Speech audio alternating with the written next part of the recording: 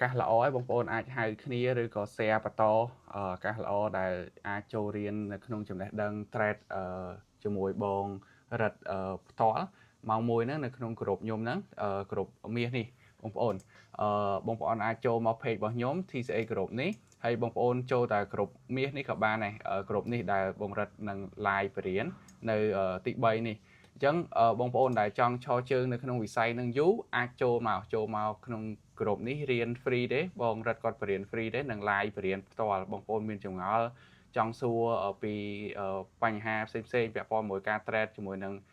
wave នេះនៅស្រុកខ្មែរគឺកម្រមានអ្នកបរៀនណាខ្ញុំអត់ដែលឃើញមានអ្នកបរៀនទេដែលមើលពីផែនទីទីផ្សារទាំងមូលតែម្ដងជាពិសេស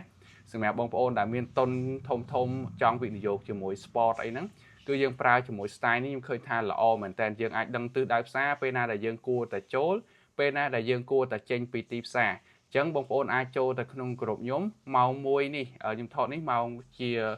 ម៉ោង 11 ជាងឯងអញ្ចឹងនៅ2ម៉ោងទៀតហើយបងប្អូនកុំភ្លេច share បន្តផង share បន្តឲ្យបងប្អូនយើងផ្សេងដែលគាត់ធ្លាប់ខាតគាត់ធ្លាប់អីហ្នឹងដាច់ account ឬក៏ខាតច្រើនជាពិសេសបងប្អូន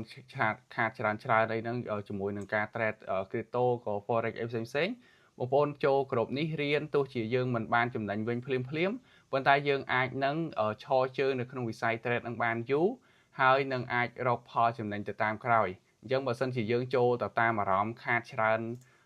ដាច់ account ច្រើនអីហ្នឹងអាចមករៀននៅចំណេះដឹងពិតប្រាកដដែលតន់មានគ្រូគាត់ចែករំលែកប៉ាត់គ្រូគាត់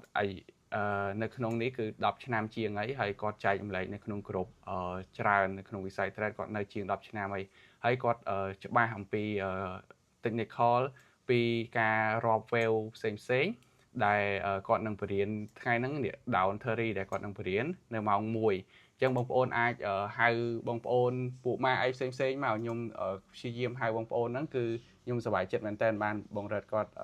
បរៀននៅក្នុងក្រុមខ្ញុំយើងអាចចូលរៀនទាំងអស់គ្នាហើយមានចម្ងល់អីគឺយើងងាយស្រួលនៅក្នុងការសួរផ្ទាល់តែម្ដងអត់នៅក្នុង chat គីឡូយើងពិបាកបរៀនគាត់ប្រាប់បរៀនពិបាកបញ្យល់យើងអត់សូវយល់អីអញ្ចឹងនៅក្នុងវីដេអូមើល chat ផ្ទាល់ហើយបងប្អូនអាចកត់ទុកយកទៅមើលនៅថ្ងៃក្រោយបានទៀត